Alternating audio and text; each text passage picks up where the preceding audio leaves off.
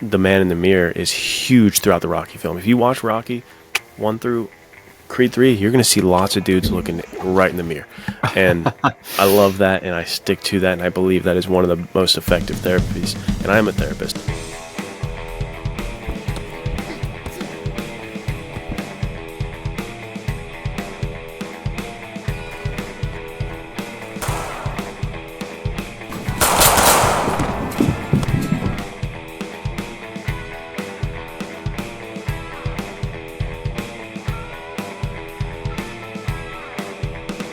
Welcome into the Men's Adventure Fiction Podcast. We are back to our regularly scheduled program, although this episode has been a long time coming. I think it's got to be one of the first ones we ever talked about doing.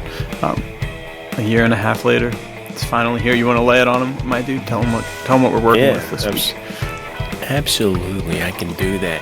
And it starts by saying the reason we've waited a year or so is because just like the What is Men's Adventure Fiction episode, this one feels like high pressure, high stakes for me at least. For you, it might be an easier fare, but for me, dude, I love Rocky. That's what we're talking about today is Rocky 1. We're going to start here at the foundation with the first one. And dude, this movie, there's 9 total if you count the Creeds. If you're one of the guys who count the Creeds. So this is a big franchise, and to your point that we talked about a little bit before, this isn't exactly the Men's Adventure Fiction stuff we talk about often here. We're more going to be discussing guys like Shel Scott from the last episode and Indiana Jones and a lot of like the high adventure stuff. But you can't deny that the Rocky franchise gets to the heart of the man. You know? Dude. Unlike many other things, I think there's something about this series that's just truly like peak masculinity and a really like good, intelligent understanding of that and the conversations that jump from it.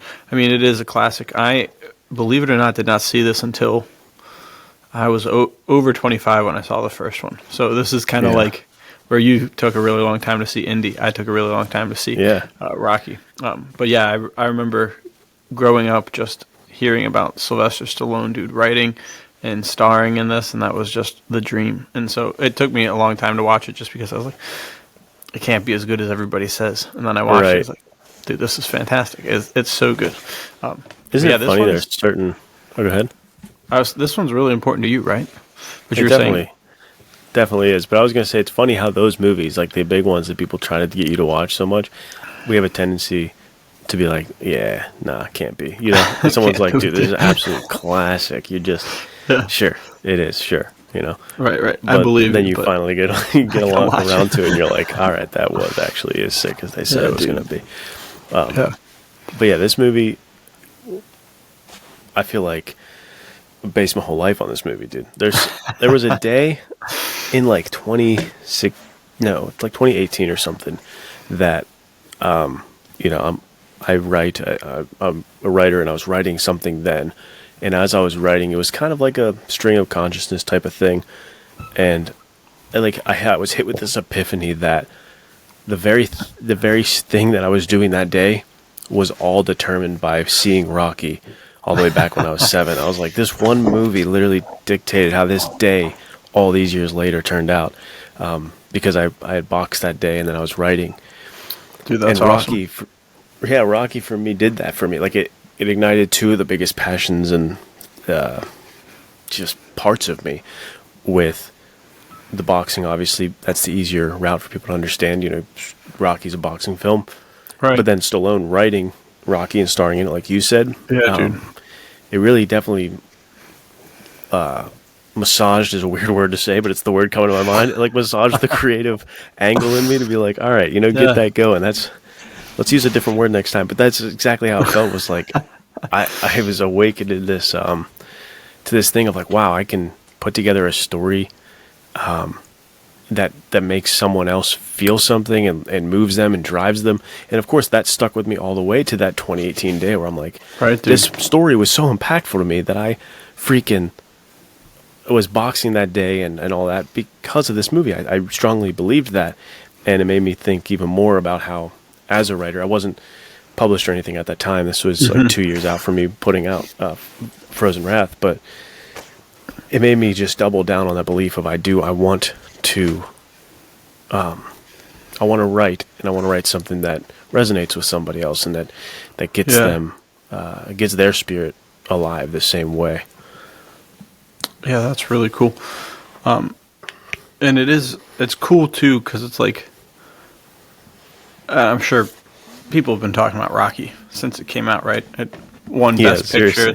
It's a classic for a reason, and the continuation movies are all fantastic in their own rights that I've seen. I haven't seen 5 or Rocky Balboa or Creed 2 or 3, but Creed, great movie.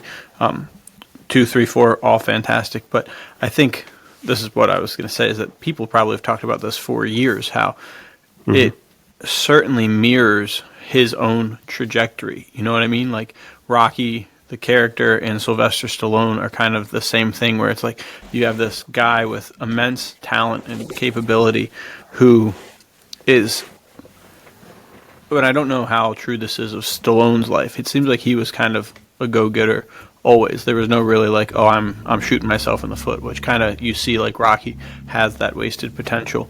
But both of these guys have that fire show up in them, and that pushes them to become the best, or at least able to go toe to toe with the best, you know. And I think that that's what's so inspirational about it, is it's like you can watch the movie on the screen and be like, damn, that's crazy, like that's really good. But then you can also see this guy who literally had no name, nothing going for him, and then he writes this story and pesters these dudes until they cast him as the main guy too. It's just so cool. So on both fronts, it is like, man, it just gets your proud to be a man juices going. You're like, dude, hell yeah, this is so sick. If he can do it, maybe I can do it. You know, maybe I can take my life, however it's gone thus far and whatever the trajectory is, and actually push it to the next level. And it also reminds you for sure that, like, no matter where life has gone or where it is, I can't squander the chances that God has given me. I think it's really impactful. Yeah, dude, the lessons in Rocky itself, immense, dude. I don't think the video is public anymore. Maybe I'll remake it public and we can link it. But it was on my old YouTube channel. I did like every lesson I pulled from Rocky, and one of the times I watched it, I just had the notebook out and I was like writing down the different lessons that came to mind. Dude, and it was pages and pages, dude. Like there's so much in there.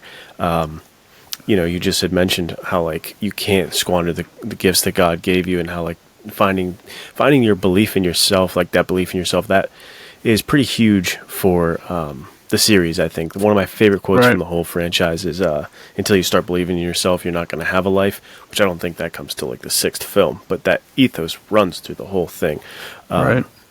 And you know, there's lessons in every angle and every character. I think Paulie is a great kind of mirror reflection of what you're saying. Like if you do squander your potential, if you do take more of a nihilistic, pessimistic approach to life, and you end up as Paulie, where you're just like bitter, resentful, everything's everybody else's fault, and you're not very fun to be around. And you look at Rocky, and it's like that's the same thing. Guys in the same kind of circumstance of being a bum and not really having much, but he's gonna you know, hold on to hope and kind of the not charisma, but the optimistic side of life. You see how that works out for you better than what works out for Paulie.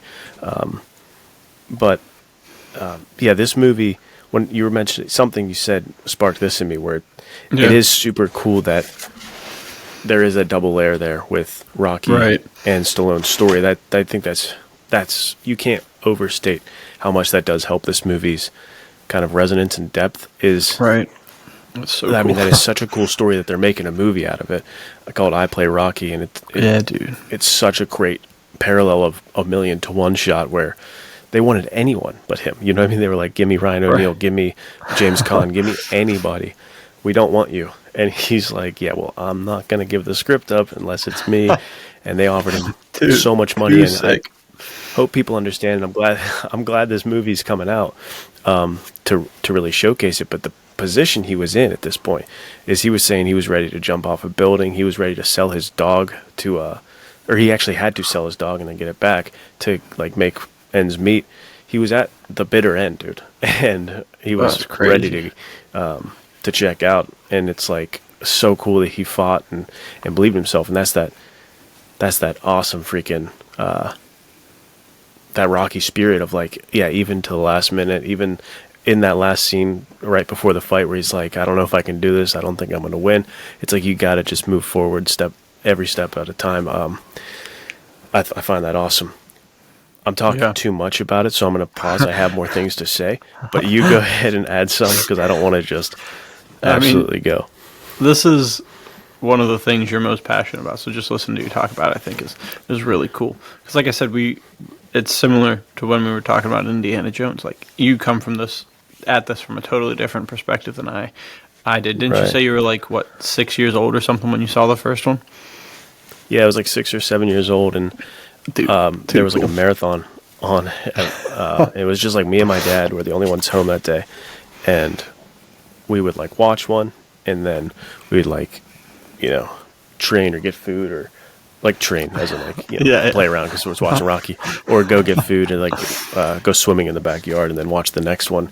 And we did that all the way up to 4. He didn't let me watch 5 because he hated it, just like everybody else hates it. So it was a bit later until I saw 5. But for those who don't know, I also defend 5 to the bitter end. So, but I mean, that's the thing with Rocky and being passionate about it and it being one of my obsessions, for lack of a better term. It's like when I think about it or watch it, my mind is pulled in those two directions of looking back at the past, and that's such a formative thing in me of like my dad showing me these movies, and he was a boxer and a sportsman, and at that time in my life I was supposed to be very sheltered and supposed to take things very easy because of my heart condition. And it was kind of like a lonely, isolating feeling for me growing up, and that's why I loved movies. I think I grew to be an introvert in a lot of ways, and movies were my friends, for a very sad way to put that. It wasn't as sad as it seems, but I just like movies. But Rocky was always one of those movies that really resonated because he's a super lonely character, and I kind of felt so connected to him, and I just wanted to improve after watching that. I was like, there's hope, there's like a different path. You can actually change things. And so that training montage and seeing him push that made me want to like start to secretly go into the basement and use my dad's weights and do push-ups and stuff like that. And so cool. It was, I always revisit that memory as I'm watching these. And I also think about our future, like you and me and Veritas and what we're going to do, because I think about Stallone and the story of getting Rocky made, and how it's like what we're doing is a big ask. Right now we're trying to make a feature film, and it's like a lot of people would look at you so cool, like you're a kid saying you're going to be an astronaut. There's a lot of times it feels daunting, but I love holding on to Stallone and that idea of like, I don't care what the odds are. We just got to do it, one step at a time. We're just going to make this thing happen. We're going to keep believing. And so, the movie, it's definitely made me who I was. And it continues to kind of like forge me into a better version of myself. Like I listen to the soundtrack or different interviews from Stallone as I run in the morning, because with this heart condition now I have to do all this cardio. I hate cardio. Rocky is there for me at that point too. Yeah, dude. We could do an episode alone on just the hype up of watching the Rocky movies for wanting to work out. Yeah. It's literally fantastic. I mean, is it Rocky 2 when they have the training montage with him and Apollo Creed? There's 3 with him together running in the water. Yeah. Too sick. I mean, it just gets you. It's one of the best of all time. It makes you want to just start cranking out the pull-ups and push-ups, dude. Start punching stuff, dude. It doesn't matter what. Just give me something to punch. I think that's what, and it's such a like important thing to think about, right? Because there's I don't know if it was Nelson Mandela who said the quote, but we're not afraid of being bad. We're afraid of being too good. and being like too glorious that people shy away from us, you know. But then he ends it with saying like, but when you do believe in yourself and when you do live to your fullest potential, that gives everybody else to live freely in theirs. And I feel like that's like, he must have seen the Rocky movies before he said that quote, because that's like the whole point of this movie is this guy is sitting there and he's faced with this like the crushing weight, similar to what you said. I mean, he's got nothing really going for him. You know, he can just kind of bum it around and not amount to much his whole life. And like you said, Stallone is literally about to jump off a building because life is not going the right way. And it's like, no, dude, that's when you get to that point, that's when you got to dig deepest and fight hardest to believe in yourself. And it's so true with what you were talking about with Veritas, with the publications and production stuff. It's like, man, it is a pipe dream to tell someone that you want to make a feature film. It was a pipe dream for Stallone. It's a pipe dream for us. It's a pipe dream for anybody watching this who's like, yeah, one day I'm going to do it. And it's like, no, dude, you can do it. You have the opportunity. We, more than he does, we don't have to go to the big production houses and be like, I'm not selling this to you no matter what, unless you let me play the role, right? Like, we have such an advantage in that sense, the way that technology is worked out, which is really exciting. But even still, it takes heart and it takes fight to make it happen, because every single person watching this has those opportunities, you know, and every person who's not watching it has those opportunities. It's just about seizing the day. There's a reason why we don't have 5 million really great filmmakers, you know, just making stuff. Is because all of us struggle with this, like, oh man, I could do it, but I'm not good enough, so I better not even try, you know. And it's like, there's something that perhaps the most important thing is found in the trying, you know. Like, you could fail extraordinarily, but that's okay, because you did something that was closer, made you closer to the person you've always wanted to be. And so I think it just fires me up thinking about it. And there is no more like shot of espresso of that version, like of that idea, is just built into every single Rocky movie, and it's fantastic. 100%. And I love what you said about like the you could fail spectacularly, where, you know, that doesn't even matter because it's in the trying that you got what you needed out of it. It's the Louis L'Amour thing of the trail is not the trail is the thing, not the end of the trail, that kind of thing. Rocky does lose in the end of this movie, you know, and how from a writing standpoint, since we are fiction writers, you look at that and it's just like that's awesome. I mean, he subverted expectations and really went against the grain there, which is awesome.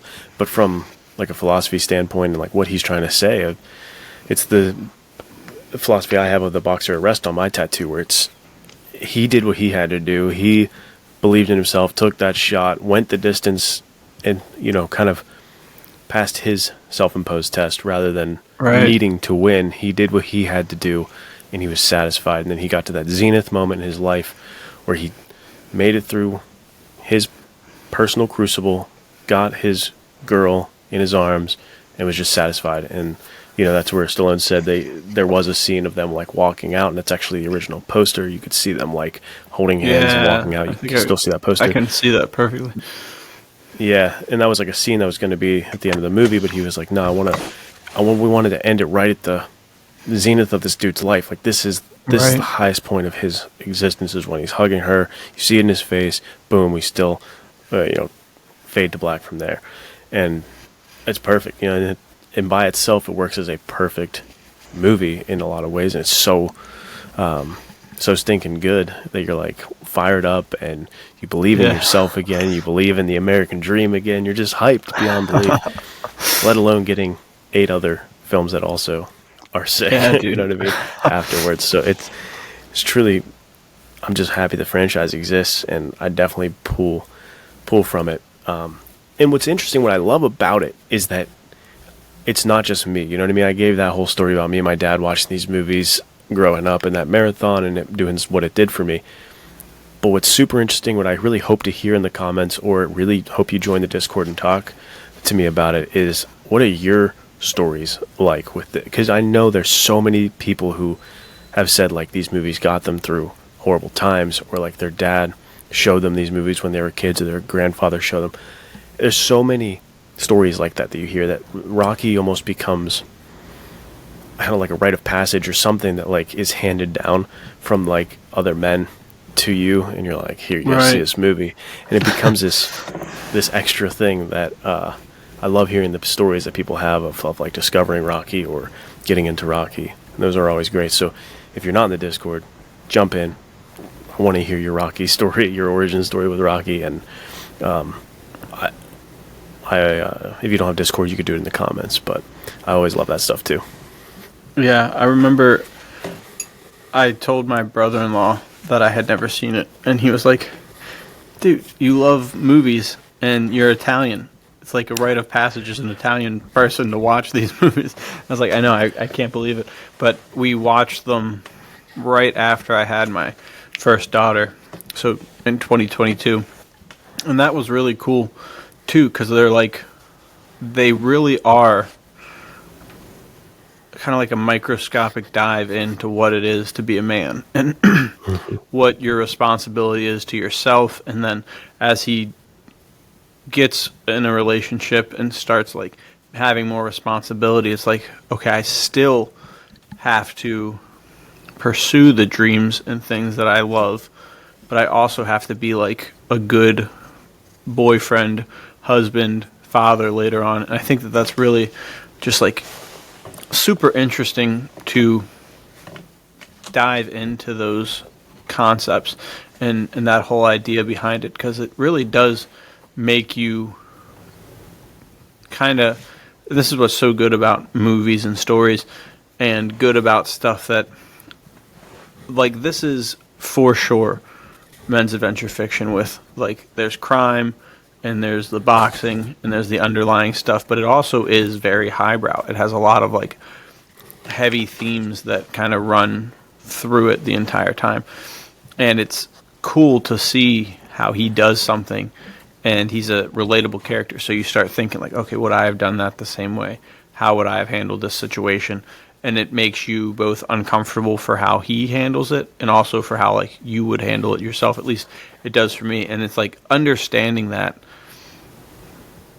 watching these movies, I kind of felt like a pang, even just this one alone. It's like, man, would I have let the fear of failure keep me from giving it my all, you know? And I think that that's like so true of just any dream or anything you have at all, but it's also true 100% for just being a dad, you know? It's like, I owe these kids my full try. I can't be like, no, I'm not cut out to be a dad.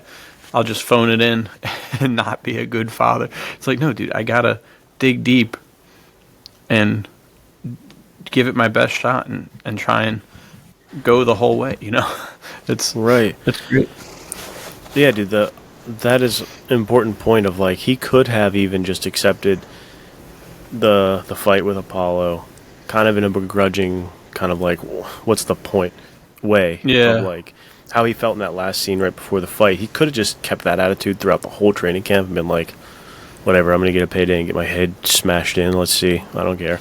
But instead, to your point, he was like, yeah, probably utterly impossible to beat. He was based on Muhammad Ali, Apollo Creed, so it's like based off one of the greatest of all time at that time. Right. Probably undisputed greatest of all time, because still people would probably defend him as the greatest of all time. It's like you're going up against the greatest fighter and you're barely beating Spider Rico in the church brawl in the beginning. You're like, yeah, dude. oof, I don't know if I have a great chance here. And it's like that belief in himself and like, well, hey, if I'm going to do this, I'm going to give everything I have. I'm going to actually give an earnest attempt at it, and I'm going to be sincere in my ability to move forward with the belief that there is a potential world where I live, where I actually succeed in this. And it's something that was the guy who started on it. This is a really random pool, but this has always been linked to me. The guy who started on it said, like, people asked me if I thought I was going to be successful when I started out. And he was like, if I didn't have that delusion that I was going to make it, I would not have done it.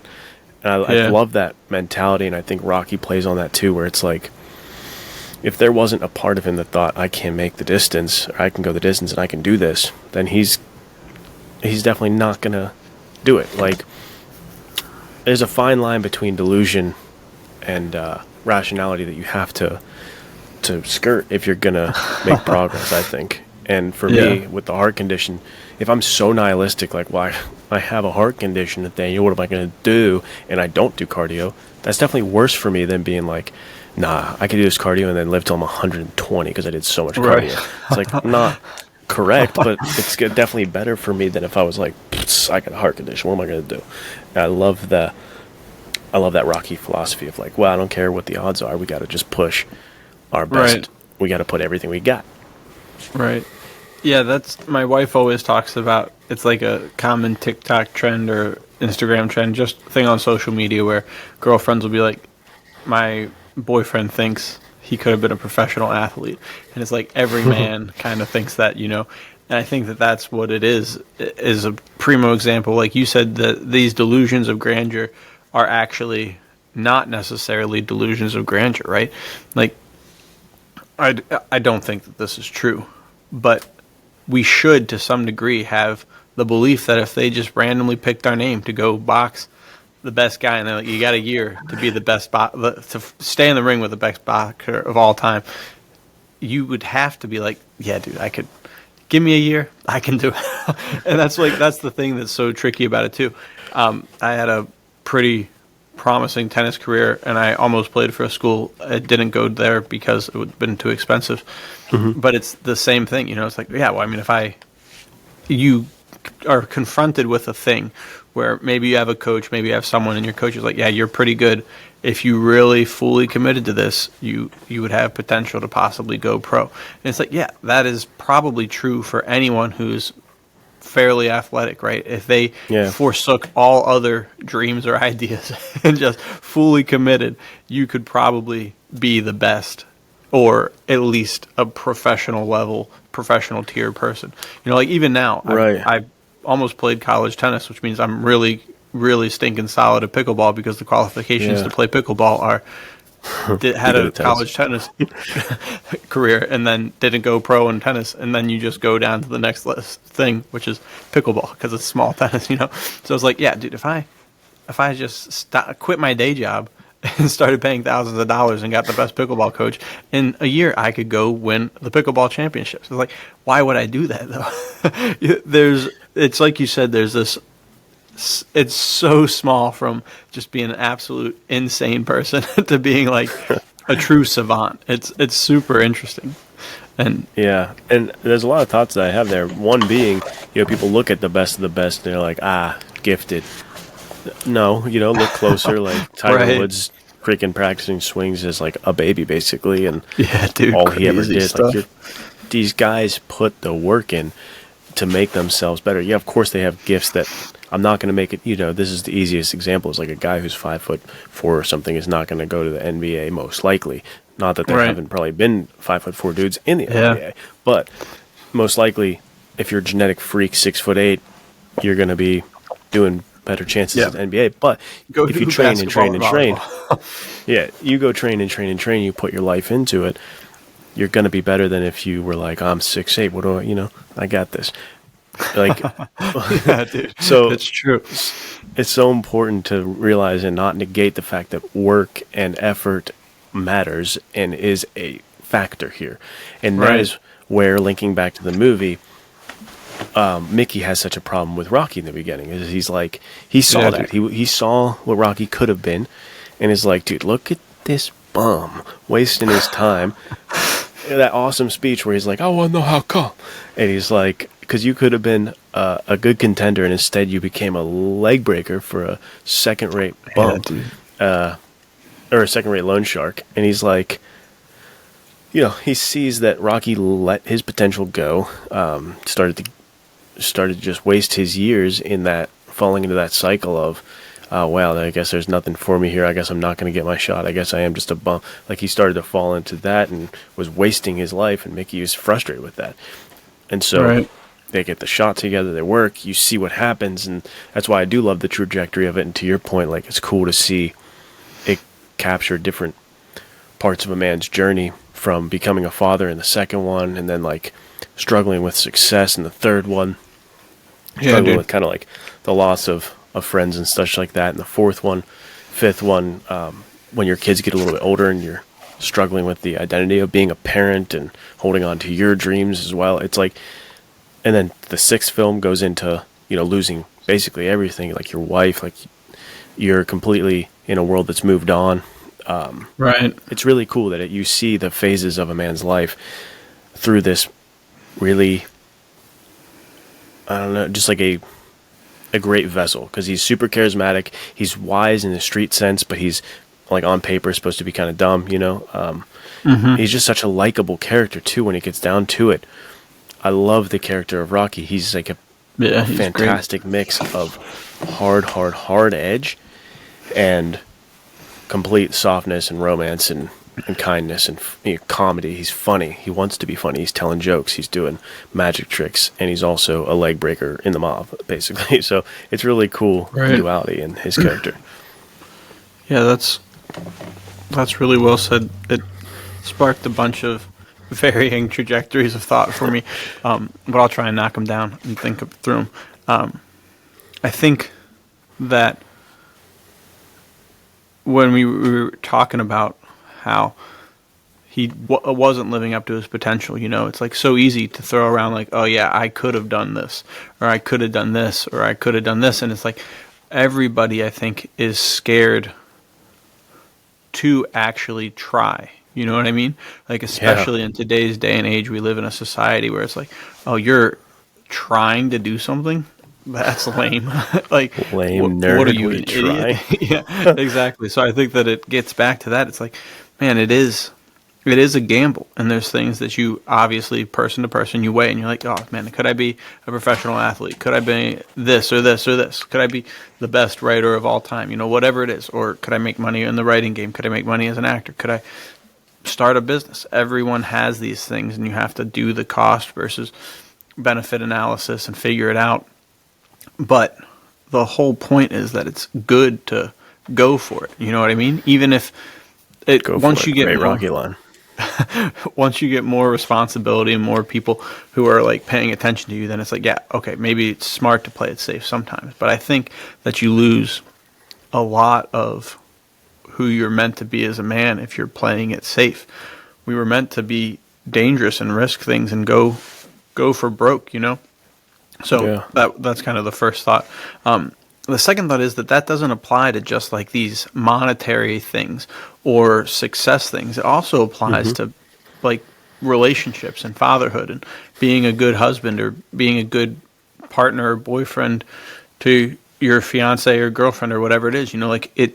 You can't be like, oh, this girl's great, or oh, this kid's cool, but I really don't want to open my heart up and fully commit to trying, because what if it doesn't work out, And so if you're given half of yourself and then holding stuff back, you're never going to ever get to where you need to be, because the person, one thing that you never should do to a woman is make her think that you're only half interested. You know what I mean? Like, you got to fully go for it. Otherwise you're cooked. And even that's one of the challenges of doing a business and having a family, is it's like, man, these kids, my wife, they need my full attention. They need 100% of me, and I can't be trying. Like, we talked about this maybe last year for the end of the year thing, where we talked about the buckets and making sure the buckets are all getting filled properly instead of overfilling one and neglecting others. So I think that that's like a cool thing to think about. And then what was the last thing you were talking about? I can't remember where you ended up. Dude, I lose track of my thoughts as I'm saying them, so it's long gone. It's long gone at this point. But I think what we can circle to is that, and this made me mad as a kid. My dad used to do it just to like troll me. He would be like, "Rocky's a love story," and I'd be like, "Shut your mouth! It's not a love story, you son of." And so I'm gonna knock you out. It is a love story, and I didn't want to admit it then. And what's funny is, in interviews, Stallone says that at the time he thought he was making a cool like sports film, manly film, which he did, but he was like, he wasn't until later I realized it was a romance and like a love story.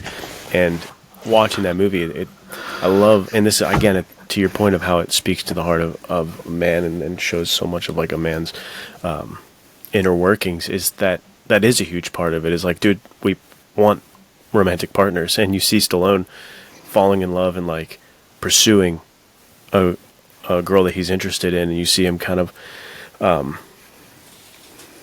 don't know, it's like mirroring that same passion and drive towards his goal of this boxing match. You see that with Adrian, where she's like turning him down. It's pretty hard. Like a lot of guys could have easily been like, this isn't going to work out.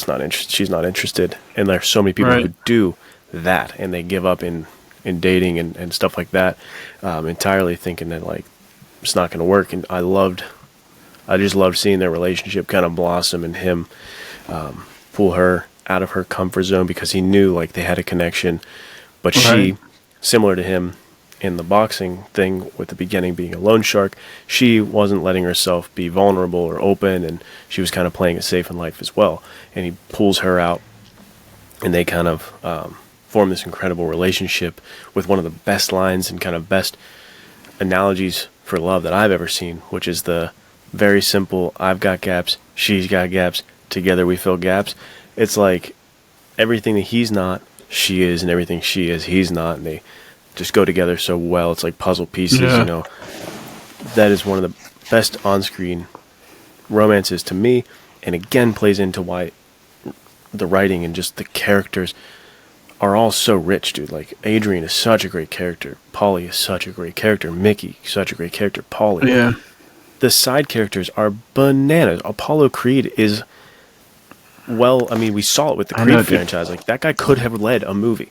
That guy could have led his own movie, and he was the side, you know, not really in it that much. If you look at the first movie, not in it that much. And he dude, it's a bummer. Was such a commanding presence that every time he was around, it was perfect.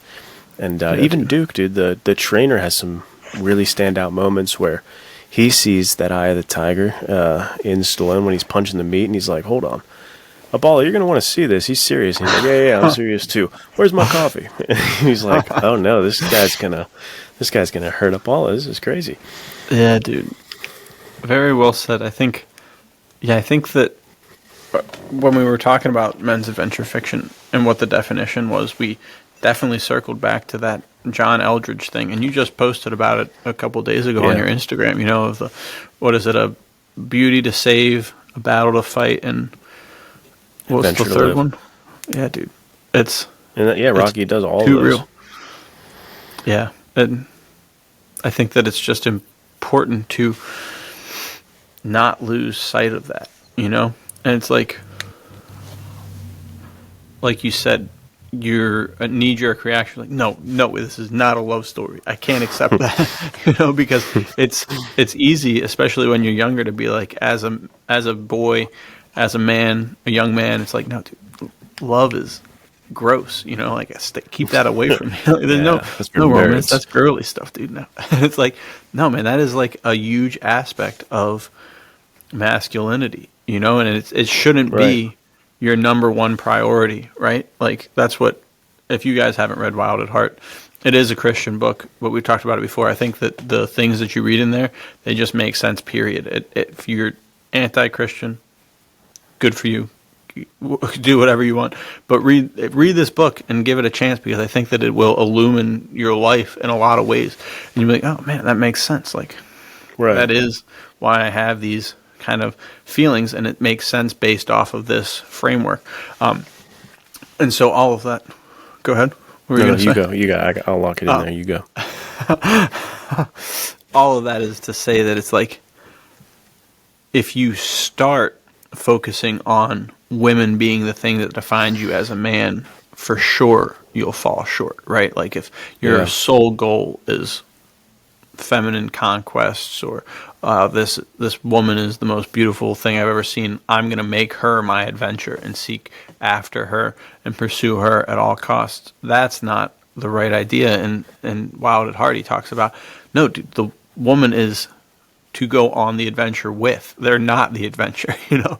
Like, you need a partner. You need someone who fills gaps, like Luke was saying. You're hyping me up, bro, because without agree. even knowing it.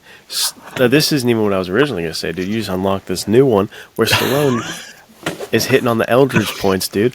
When Adrian is trying to get with him a little bit in that one scene, and was already told by Mickey, women weaken legs, no hanky panks. And he was like, he told her no, and she's like, come on. And he's like, no, I'm serious, Adrian, back off.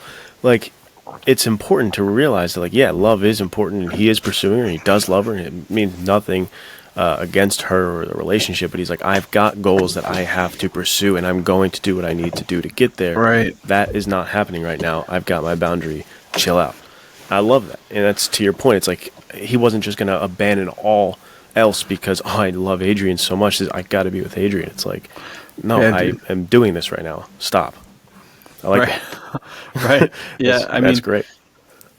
I think that that's one of the most important things, and everything that I say is from a Christian framework because that's how it works. But Right. if you make your lady the goal of your life, no person is able to maintain that. You know, like if I'm basically making her into the like African goddess that I worship. You know? Right. Like It's not like the good for class you like a or her. classic pulp trope is like no one can even touch this lady because she's a goddess. And it's like, no, dude, that's not how. Well, women probably like it because it is nice to be treated like a queen or a princess or I whatever think it they is. might like it to an extent, and then they think of you as a jamoke, and they want you away from them. Right? They think of you like, man, he likes me so much that he doesn't even like me anymore. You know, so it's like you can't. They're at the end of the day, dude.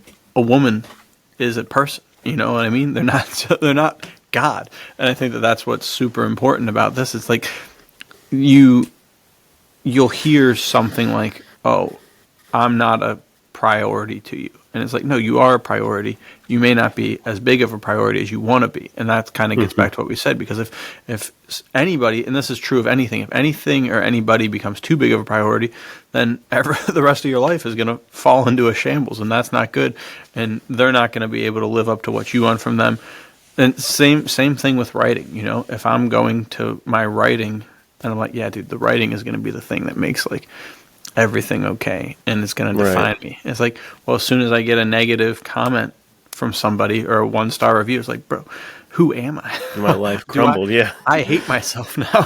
This random jackass I don't even know left me a 1-star review, but that now defines me as a person. It's like, no, Right. dude, that's not right. Don't do that either.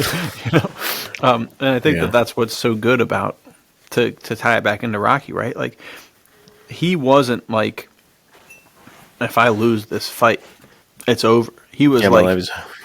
if I'm not the person I know I need to be, it's over. And I think that that's the shift that you need to do. on, dude.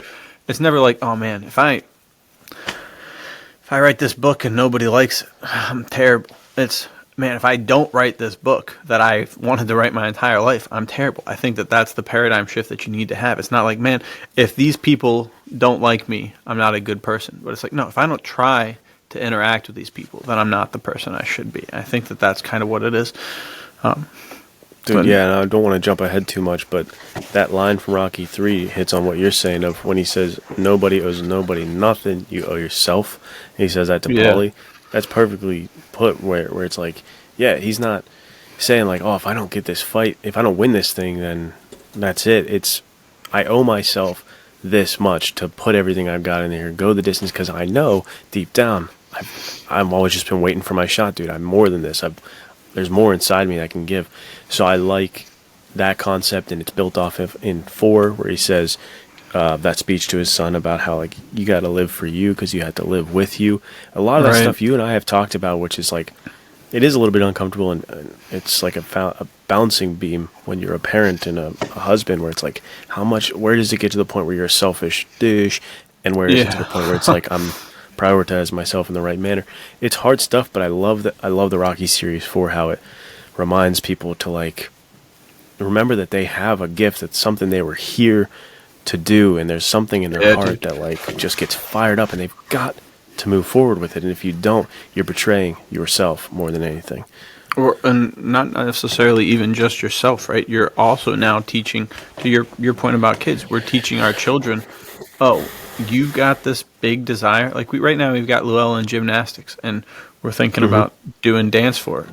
And if you hit her at this formative age of like 3, 4, 5 years old, she's like, man, one day I'm going to be a gymnast. You're like, nah, you're going to be too tall, buddy. It's like, dude, that'll ruin her whole life, you know? And even if you're like, oh no, you'll be fine. And then you get further down the road and they're like in high school and they're like looking at colleges to apply to. And they're thinking like, yeah, I can apply for gymnast. Or maybe they're thinking like, maybe I should try out for the Olympic trials, you know? And they talk to you about it. And you are like, yeah, you should do that because I never pursued my dreams. And then they're like, well, you're a capable guy that I really like and look up to, and you couldn't do it, then how am I going to be able to do it? You know, like you are, to a certain extent, right now, me and my wife are our daughter's favorite people in the entire world. You know, it's just is a fact. And that carries on throughout life to some degree. And if you teach your kids that it's okay to give up on your dreams and let them die because you're too scared or too timid to do it, then that's going to shape the entire trajectory of their life. So like you said, you're letting yourself down, but you're also now creating a legacy of like, oh, I'm not going to try. And now your kids are like, oh, well, I'm not going to try. And it's just, that's not good. You know, you want to create a legacy. Right. Yeah. But to your point, it is a balance though, because you don't want to be like, man, we were penniless for all of my life because dad kept doing really stupid ideas.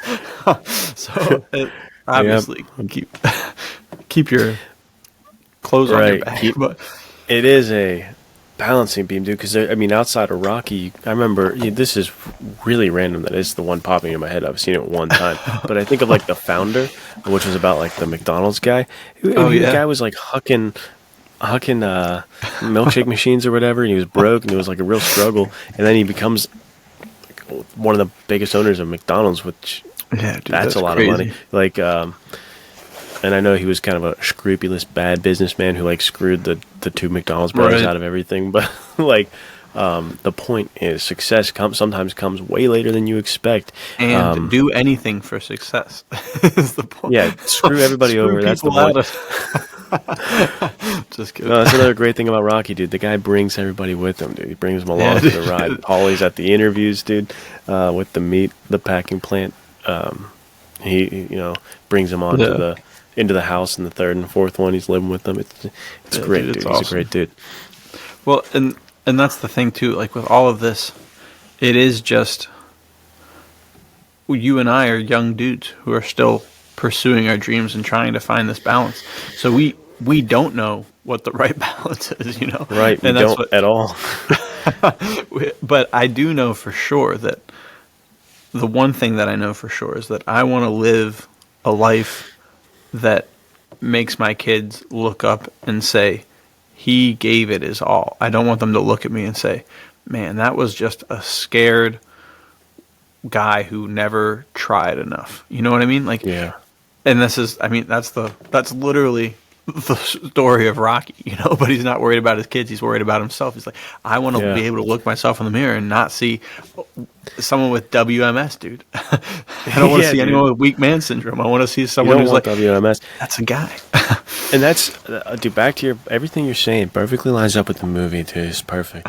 Where at the beginning of the film, when he's looking in the mirror and you see his childhood picture here, and he's looking at himself in the mirror, it's so brilliant and kind of like perfect visual storytelling where he doesn't have to say a word, he doesn't have to do any exposition, no narrative, like narration or anything. He's just looking at this and looking at himself like, dude, what a piece of shit I've become. Like he's just like so disappointed in himself, and you see it right there where it's like, that's sad, you know. Like my dad always, I don't think he really, you know, his wife is a therapist now, I'm a therapist, like, so I'm sure he's grown into understanding therapy a bit more, but I think growing up, like, his idea of therapy was looking in the mirror. It's like this concept of like staring at yourself and being like, what are you getting up to, you son of a bitch, fix it. And it's like that was his concept, and he always talked to me about that.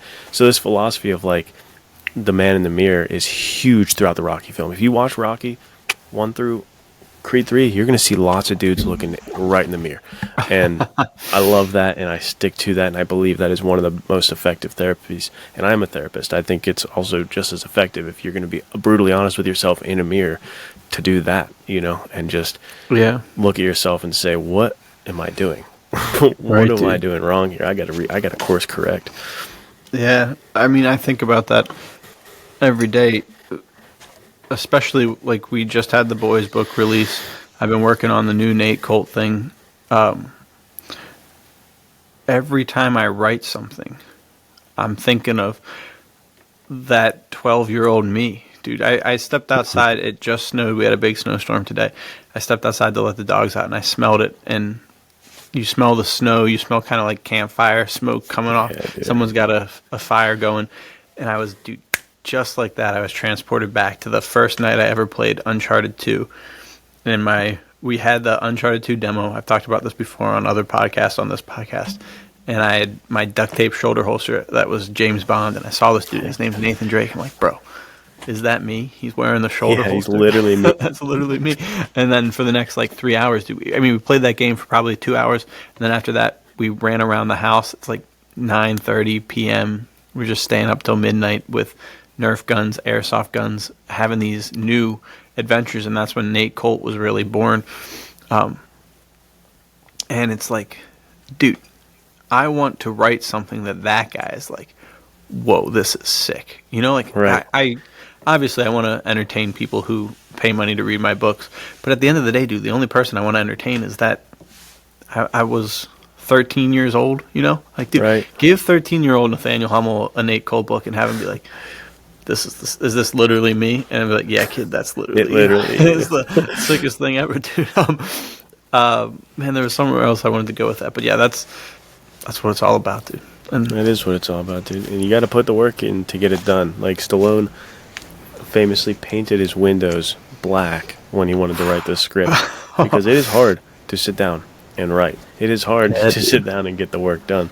So that is where we can kind of round this conversation out and end this, is that the feelings and the emotion and excitement and motivation you get from Rocky is great, but it is definitely the beginning of the whole ordeal if you want to actually make something of yourself. It is not where you end things, because just this dream and optimism without any action behind it is going to turn into delusion real fast, and you're the kid who's like, yeah, I'm going to make it, and it's like, what are you doing?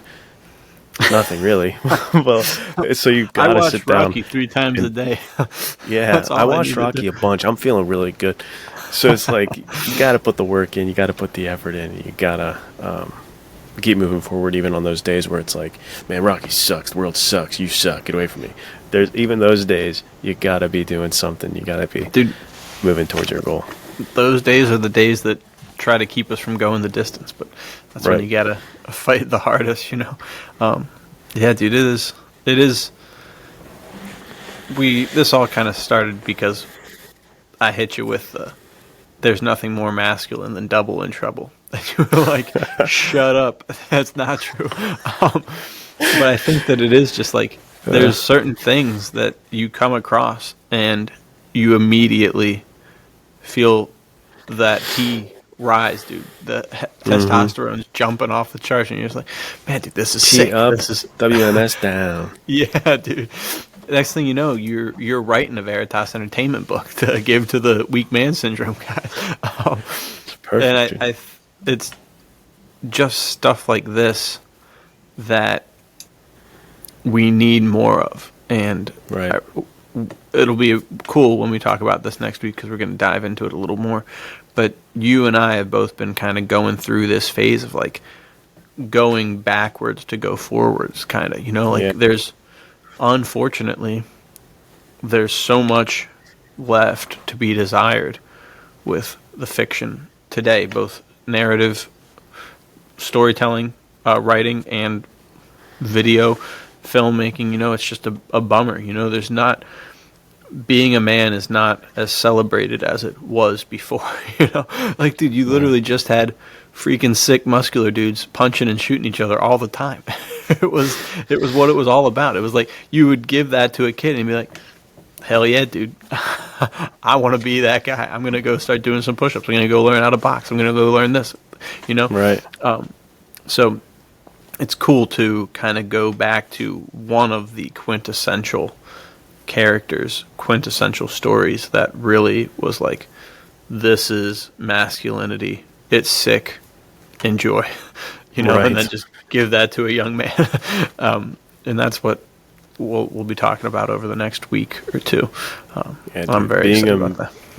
being a man, being proud of that fact. Rocky, even starting right at Rocky 2, where he starts to say like, "Don't ask me to stop being a man." Dude. Like he got the point, man. And to what you said, next week we're gonna dive more into how the past seemed to more accurately reflect the heart of a man, and the stories kind of resonate so strongly now because we are lacking that in a lot of modern media.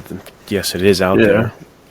Nuances where the internet is where nuance goes to die. People are going to be like, well, there's this. There are some examples for sure, but overall, dude, we've forgotten what it is to be a man in media. It seems like, because we get just warped, weird versions of masculinity that don't hit right. You go back to the 70s, you go back to the 80s. It's like, wow, these were men who understood what that meant, like being a man, and they wrote stories that reflected that accurately. And we'll dive into that next week, because I think it's an important thing that if you haven't really went back and started to like look at the different movies, TV, book series, stuff like that from the era, you'll see a different version of this, of action adventure genre. If you've only read like contemporary stuff, like reading Shel Scott is like, whoa, this is different. This is cool. Yeah, dude. Yeah, for It's sure. wild. It's a cool experience. And I'm going to sneak attack you here with a little end segment action, dude. I asked this on Substack. I'll ask it in the Discord after this episode goes live. I'll ask it to you, the viewer, now, and I'll ask it to you right now, dude. So kind of to build off of this Rocky thing, to build up hype for next week, doesn't necessarily have to be something we talk about next week, but what is something you read or watch that just immediately gets you, like, hyped, dude? Like, big smile on your face, and you're just pumped, and you're ready. You're ready to rock and roll. So, character, book, movie, what comes to mind, aside from Rocky? Yeah, or Shel Scott. Rocky 2. No, I'm kidding. Dude, I think is anytime I see the big Louis L'Amour, as like, if I see that, dude. I'm hyped. I go to the Louis L'Amour section.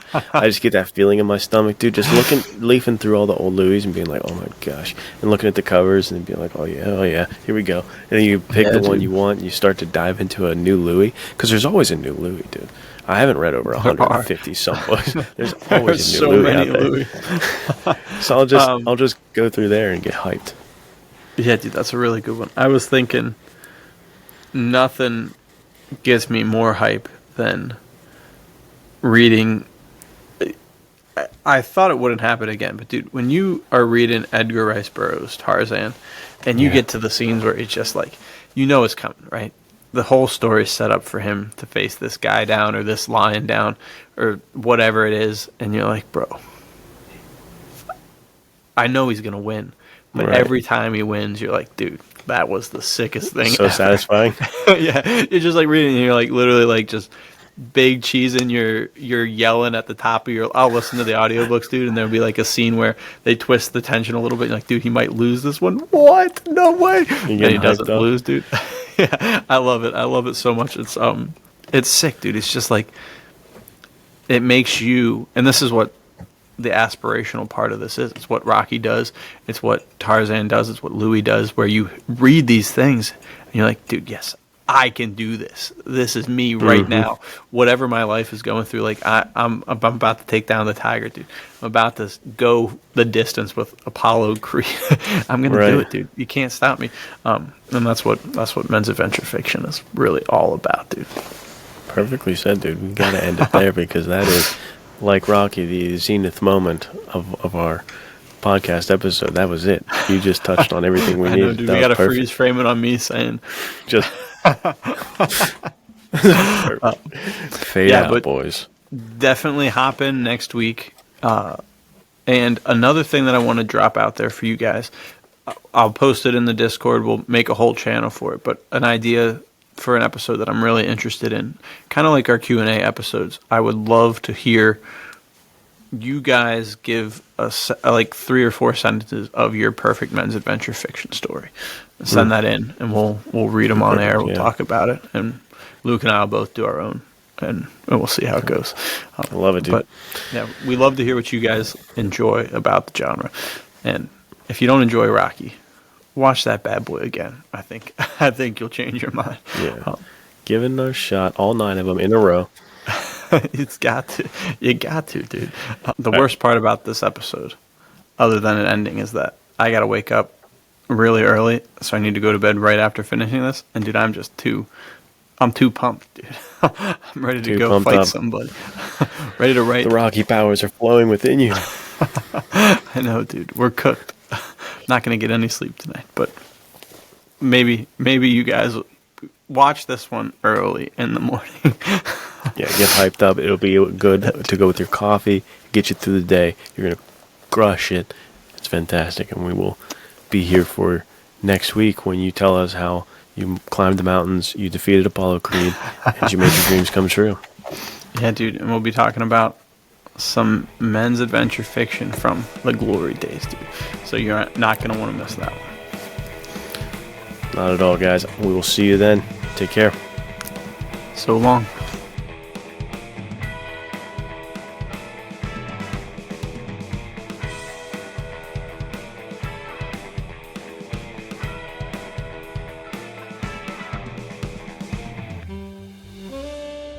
"11 authors, 11 stories of danger, death, the thin knife's edge of right and wrong, murder, hatred, justice. What is the answer? Within these pages, you may find it."